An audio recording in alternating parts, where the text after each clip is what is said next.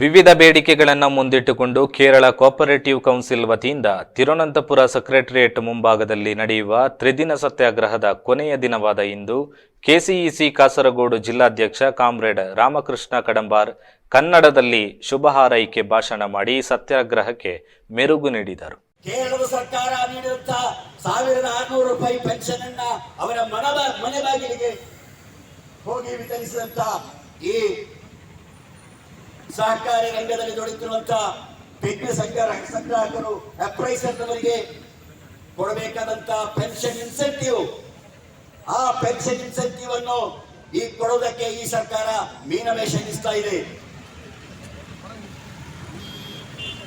ಅವರಿಗೆ ಮೊದಲು 50 ರೂಪಾಯಿ ಪೆನ್ಷನ್ ಇನ್ಸೆಂಟಿವ್ ಕೊಡೋದಕ್ಕೆ ಈ ಸರ್ಕಾರ ಒಪ್ಪಿತ್ತು.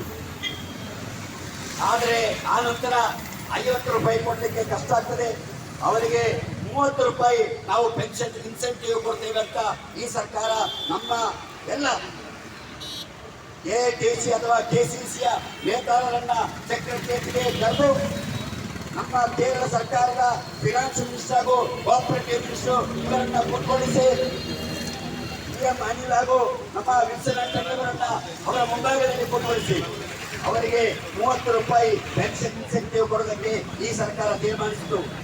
ಆದರೆ ಸರ್ಕಾರ ತೀರ್ಮಾನಿಸಿ ಆ ಸರ್ಕಾರ ಹೊರಗೆ ಬರುವಾಗ ಅದು ಮೊದಲಿನಿಂದ ಹಿಂದಿನ ಬಾಕಿಯನ್ನು ಸಮೇತವಾಗಿ 30 ರೂಪಾಯಿಗೆ ಇರಿಸುವಂತ ಒಂದು ತಪ್ಪಾದ ಕಾನೂನನ್ನ ಈ ಸರ್ಕಾರ ಹೊರಡಿಸಿದೆ.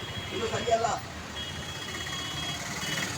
ಮೊನ್ನೆ ಡಿಸೆಂಬರ್ನವರೆಗೆ ವಿತರಣೆ ಮಾಡಿರುವಂತಹ ಎಲ್ಲ ಪೆನ್ಷನ್ಗೂ 50 ರೂಪಾಯಿ ಪೆನ್ಷನ್ ಇನ್ಸೆಂಟಿವ್ ಕೊಡಲೇಬೇಕು.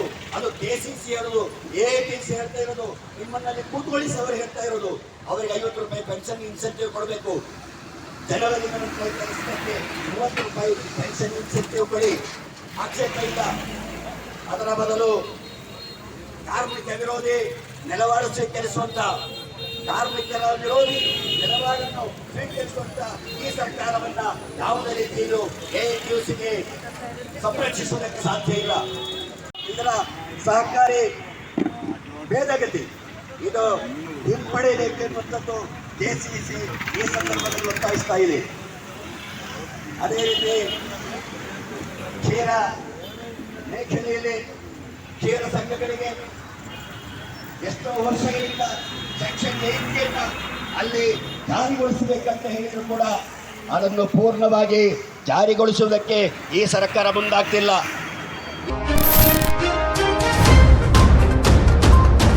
ನಿಮ್ಮ ನೆಚ್ಚಿನ ಧ್ವನಿ ಮೀಡಿಯಾ ಆಪ್ ಇದೀಗ ಗೂಗಲ್ ಪ್ಲೇಸ್ಟೋರ್ನಲ್ಲಿ ಲಭ್ಯವಿದೆ. ಗೂಗಲ್ ಪ್ಲೇಸ್ಟೋರಿಗೆ ಹೋಗಿ ಧ್ವನಿ ಮೀಡಿಯಾ ಅಂತ ಟೈಪ್ ಮಾಡಿ ಉಚಿತವಾಗಿ ಡೌನ್ಲೋಡ್ ಮಾಡಿಕೊಳ್ಳಿ.